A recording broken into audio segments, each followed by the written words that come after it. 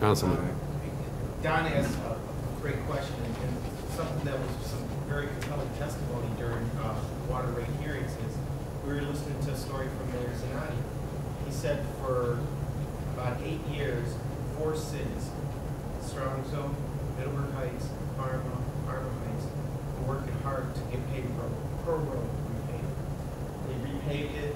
It took them a tremendous amount of time to settle up the money.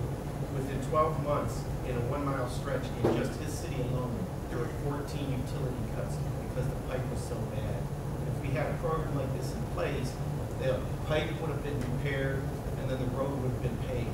So they fought for 8 years to get all the funding together, work with 4 municipalities, and now these little municipalities within that didn't have the means to actually repair the pipe. It was a pretty powerful testimony. Very good. I think the other thing is we don't really know how long some of our pipe will last. We do have pipe in the system that's almost as old as the 150-year-old water system. But we have some pipe that we see on a regular basis that's been cleaned and lined. That's the 125, 135-year-old pipe, and it's better than some of the pipe that was installed in the 50s and 60s in terms of pipe thickness and its structural integrity. So, standard engineering ductile iron line pipe should last you 70 years without any major maintenance problems, and then the next 30 is when you start doing breaks and repairs. So, yes. Olmsted Falls is on the southwest distal end of this water line. And when you were here at Olmsted Falls bringing forth this idea, we had spoken to you about the fact of the issue we have with fire safety in that end of our city because of the pressure that we have right now. Are there any plans? At that time, you really didn't know, but I'm wondering if there are any plans to improve that fire pressure at the distal end. Yeah. Yes, there are. Since the time I was in Olmsted Falls last winter, you're among one of the first presentations I made, in fact. We've moved forward on, and I had to be a little bit close-lipped about this at the time, because we're in the process of acquiring property out there for a new storage tank. And at that point, we didn't understand the FAA requirements out of Cleveland Hopkins on how to site it. We're down. Trains and automobiles. Yeah. So we're down to 3 sites right now. We've begun to negotiate on the best site in our opinion, and we have budgeted money into our capital improvement program to build the water main and storage tower to service that. Yes. The projects that you have coming up for 2008, what's your dollar commitment on those? Projected? Actually, for the project that were submitted to us, were for the whole 5-year period. Oh, okay. And that's what we'll ask all of you to do so that we can give you a list and you can anticipate roadway reconstruction, resurfacing, and all that. So when you submit your projects, do them for 5 years so we understand what you're trying to accomplish and what the schedule is. So far, we have just over $30 million from the 12 communities. $30 million worth of projects for the 5 years. Yeah.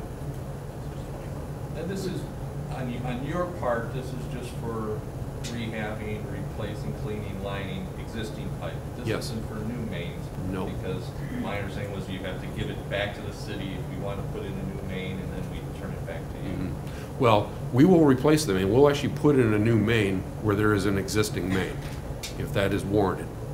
Okay.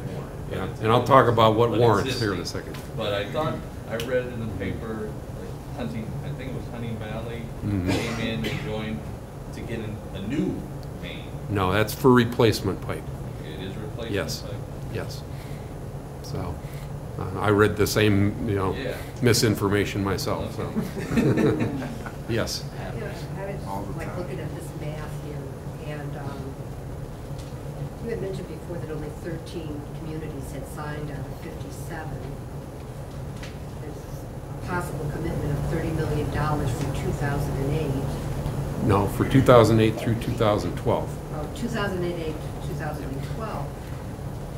Even 20 million should more communities sign on. How will that I know you said that there's a chance that more money would be afforded. I think if I want to keep my job, I better make that commitment. Don't you think, Ken? Yeah, I think that's a good idea. Okay. So that's my commitment. So, and I think what this is a bit of an experiment. I mean, we need to see how many people sign up and what kind of project list we generate. And if it turns out that it's 50 or 60 or $80 million, I think it's very manageable. If we find out it's 120 million, then we're going to have to all get together and figure out how quickly do we really want to do this. Is 5 years appropriate, or should we span it over a longer period of time, or should we raise the rates to be able to pay for a more aggressive schedule? Yeah, I'm getting the signal. Move on. Chris, I've got a real quick question for you. Yes. What's the approximate cost for a water main replacement?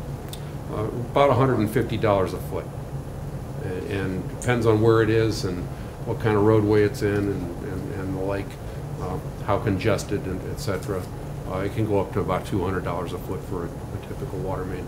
A cleaning and lining project is between $50 and $100 a foot. So whenever we can do cleaning and lining, we try to do it, because usually you have good structural pipe there, and what you're really trying to do is restore its integrity, and it's much less disruptive than going out and digging up street You have to do end all to the end. valves when you do that. Yes, we do. We replace valves, hydrants, things like that. But so it's not by any means undisruptive, but not as much as replacing the whole water main. Thanks. So you come into Renwood Drive in Parma, which is a side street, basically. It's about $50 to $100 To clean and line that kind To of a clean and pipe. line. Yep. I think our estimators are using $70 or $75 right now. So what's the evaluation criteria? Well, number one, the water main break rate.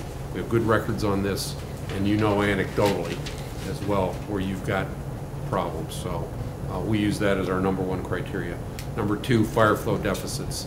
If you've got an area that's grown to the point, or it's got some installation that requires higher fire flows, and you're not getting them, that's a critical issue.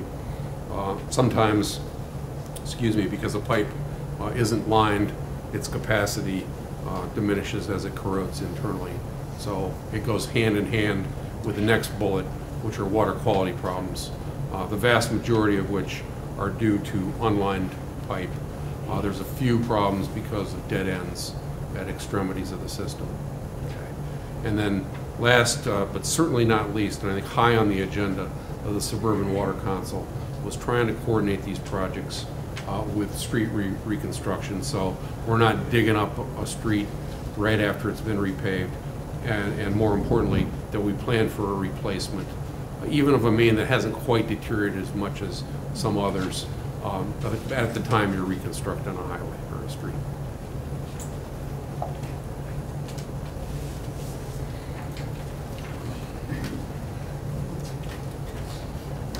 That's really the end of my presentation, so thank you, and if there's further questions, I'd be glad to take them.